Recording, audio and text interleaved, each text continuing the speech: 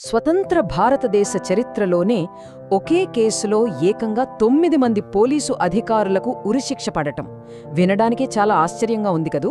ఒకసారి ఊహించుకోండి, రక్షకులుగా ఉండాల్సిన వాళ్లే భక్షకులుగా మారితే చట్టం ఎంత కఠినంగా ఉంటుందో మధురై కోర్టు ఇచ్చిన ఈ సంచలనాత్మక తీర్పు నిరూపించింది.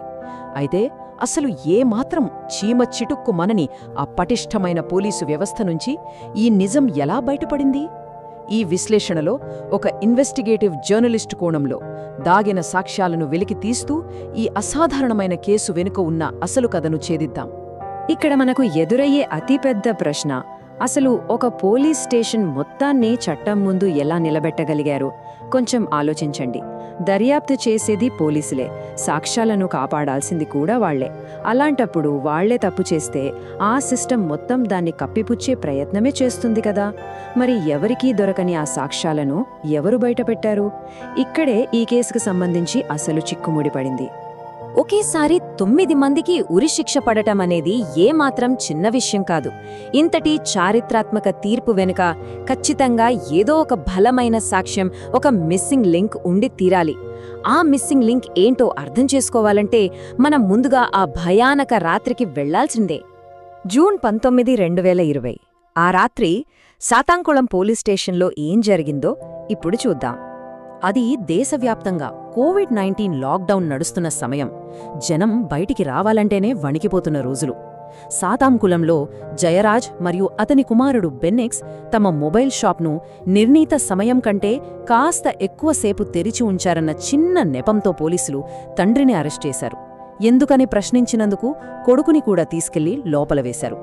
ఒక చిన్న ఈగో క్లాష్ కస్టడీలో ఎంతటి దారుణమైన చిత్రహింసలకు దారితీసిందంటే ఆ దెబ్బలకు తట్టుకోలేక జూన్ 22న కొడుకు, 23న తండ్రి ప్రాణాలు కోల్పోయారు. పరిస్థితులు ఎంత వేగంగా చేయి దాటిపోయాయో ఇక్కడ మనకు స్పష్టమవుతోంది. ఇక్కడే అసలు కథ మొదలైంది. తండ్రి కొడుకుల మరణంతో పోలీసులు తమను తాము కాపాడుకోవడానికి, నిజాన్ని నాశనం చేయడానికి ఒక పక్కా కవరప్ ప్లాన్ గీశారు. వాళ్ళు ఎంత పక్కాగా ప్లాన్ చేశారంటే, ముందుగా స్టేషన్లో ఉన్న సీసీటీవీ ఫుటేజ్ మొత్తాన్ని ఆటోమేటిక్గా డిలీట్ అయ్యేలా సెట్ చేశారు. బయట ఎవ్వరూ నోరు మెదపకుండా సిబ్బందిపై కఠినమైన ఆంక్షలు విధించారు. వీటన్నిటికంటే దారుణమేంటో తెలుసా? నేలమీద, గోడల మీద పడిన రక్తాన్ని తీవ్ర గాయాలతో ఉన్న ఆ బాధితులతోనే తుడిపించారు. ఏ ఒక్క చిన్న సాక్ష్యం కూడా మిగలకుండా చాలా జాగ్రత్త పడ్డారు. ఇంత పర్ఫెక్ట్గా ప్లాన్ చేస్తే ఇక ఎవరికి దొరుకుతారు? అంతా అయిపోయింది అని వ్యవస్థ అనుకుంటున్న సమయంలో ఆ చీకటి గదిలో ఒక చిన్న కాంతి కిరణంలా హెడ్ కానిస్టేబుల్ రేవతి గారు కనిపించారు. అప్పుడు ఆమె పరిస్థితి ఎలా ఉందంటే, ఒకవైపు మౌనంగా ఉండు, కాకి బట్టను కాపాడుకో అని సిస్టమ్ మొత్తం ఆమెపై విపరీతమైన ప్రెషర్ పెడుతోంది. కాని ఇంకోవైపు ఆమె మనస్సాక్షి నిజాన్ని దాచలేకపోయింది. ఆ రాత్రి బాధితులకు చాటుగా కాస్త నీళ్ళిచ్చి గాయాలకు ఆయింట్మెంట్ రాసిన ఆమె తన కళ్ల ముందే జరిగిన అమానవీయ హింసను తలచుకొని తీవ్రమైన అంతర్మథనానికి లోనయ్యారు.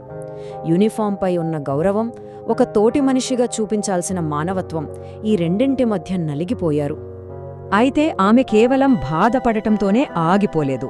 తన ప్రాణాలను పణంగా పెట్టి ఆ మౌనాన్ని బద్దలు కొట్టాలని డిసైడ్ అయ్యారు. ఒక చిన్న స్థాయి అధికారి అయినా సరే ఏమాత్రం భయపడకుండా నేరుగా మెజిస్ట్రేట్ ఎంఎస్ భారతిగారి ముందుకు వెళ్లి వాంగ్మూలమిచ్చారు. ఆ వివరాలు వింటేనే గూస్ బంప్స్ వస్తాయి. రాత్రి 8 గంటల నుంచి తెల్లవారుజామున 3 గంటల వరకు నిరంతరంగా కొట్టారని, అరుపులు ఆగిపోగానే ఏంటి శబ్దం రావట్లేదు అంటూ ఇన్స్పెక్టర్ మళ్లీ కొట్టమని ఆదేశించారని కుండబద్దలు కొట్టారు. ఇక్కడ అత్యంత ఆశ్చర్యకరమైన విషయమేమిటంటే, కోర్టు హాల్లోనే తోటి పోలీసులు ఆమెను సైగలతో బెదిరిస్తున్నారు. అయినా సరే ఆ అమానవీయ ఒత్తిడికి తలొగ్గకుండా తన స్టేట్మెంట్పై సంతకం చేసి ఒక అద్భుతమైన ధైర్యాన్ని ప్రదర్శించారు. మరి పోలీసులు ఆధారాలన్నీ తుడిచేశారు కదా అనుకుంటున్నారా? అక్కడే రేవతిగారి అబ్జర్వేషన్ పనికొచ్చింది. టేబుల్స్ కింద, గోడల మూలల్లో మిగిలిపోయిన రక్తాన్ని ఆమె మెజిస్ట్రేట్కు చూపించారు. సరిగ్గా ఆ రక్తపు మరకలే బాధితుల దేహాలపై ఉన్న 40కి పైగా గాయాలతో మ్యాచ్ అయ్యాయి. సీబీఐ దాఖలు చేసిన 2000 పేజీల ఛార్జ్షీట్కి ఈ సైంటిఫిక్ ఎవిడెన్స్ ప్రాణం పోసింది. ఒక సామాన్య కానిస్టేబుల్ కళ్లార్పకుండా గమనించిన వివరాలే ఆ 9 మందికి ఉరిశిక్ష పడేలా చేసి చరిత్రను తిరగరాశాయి. రేవతిగారి ధైర్యాన్ని చూసి మనం ఎంత గర్వించినా ఒక్కసారి ఈ మొత్తం పరిస్థితిని జాతీయ స్థాయిలో విస్తృత కోణంలో చూస్తే అసలు వ్యవస్థాగత లోపం ఎంత తీవ్రంగా ఉందో అర్థమవుతుంది. National human rights commission data చూస్తే మైండ్ బ్లాక్ అవకమానదు. ప్రతి ఏడాది దాదాపు 140 నుంచి 170 మంది పోలీస్ లాకప్లలో ప్రాణాలు కోల్పోతున్నారు. ఏ ప్రభుత్వం అధికారంలో ఉన్నా ఈ సంఖ్యలు మారడం లేదు. ఏపీలో 98 మంది, తెలంగాణలో 48 మంది కస్టడీలో చనిపోయారు. రాజకీయాలతో ఏమాత్రం సంబంధం లేకుండా ఈ వ్యవస్థాగత హింస అలా కొనసాగుతూనే ఉంది. కానీ ఇక్కడ మిమ్మల్ని నివ్వెరపరిచే ఒక భయంకరమైన వాస్తవం చెప్తాను వినండి. గడిచిన 5 ఏళ్లలో వందలాది కస్టోడియల్ డెత్స్ జరిగితే వ్యవస్థ మొత్తాన్ని కుదిపేసి దోషులకు ఇంత కఠినంగా శిక్ష పడేలా చేసిన కేసుల సంఖ్య ఎంతో తెలుసా? కేవలం 1. అవును, అది సాతాంకులం కేసు మాత్రమే. మిగతా కేసుల్లో ఏం జరుగుతుందో చూస్తే సంస్థాగత వైఫల్యం క్లియర్గా తెలుస్తుంది. తెలంగాణలోని దళిత మహిళ మరియమ్మ కేసు లేదా కర్ల రాజేష్ కేసు లాంటివి తీసుకుంటే జస్ట్ అధికారుల సస్పెన్షన్తో ప్రభుత్వాలు చేతులు దులుపుకున్నాయి. అదే ఏపీలోని రఘురామకృష్ణం రాజుగారి కేసులో చూస్తే ఆయనకున్న రాజకీయ పలుకుబడి కారణంగా ప్రాణాపాయం నుంచి త్వరగా బయటపడగలిగారు. అంటే సామాన్యులకొక న్యాయం, పలుకుబడి ఉన్న వాళ్ళకి మరో న్యాయమా? రేవతిగారి లాంటివాళ్లు లేకపోతే వ్యవస్థ ఎప్పుడూ తనను తాను రక్షించుకోవడానికి ప్రయత్నిస్తుందని ఈ సంఘటనలు స్పష్టం చేస్తున్నాయి. అయితే ఈ సాతాంకుళం కేసులో కోర్టు తీసుకున్న మరో అసాధారణ నిర్ణయం ఏంటంటే 2 వ్యక్తులను కోల్పోయిన ఆ కుటుంబానికి ఏకంగా ₹1 కోటి పైగా పరిహారం చెల్లించాలని ఆదేశించడం. పైగా అది ఆ దోషుల ఆస్తుల నుంచే వసూలు చెయ్యాలని చెప్పడం మామూలు విషయం కాదు. ఒకే ఒక్క వాంగ్మూలం సిస్టంలో ఎంతటి ప్రబలమైన మార్పును తీసుకొచ్చిందో ఈ తీర్పు చూస్తే అర్థమవుతుంది. ఇదంతా చూశాక మనకో విషయం స్పష్టంగా అర్థమవుతుంది.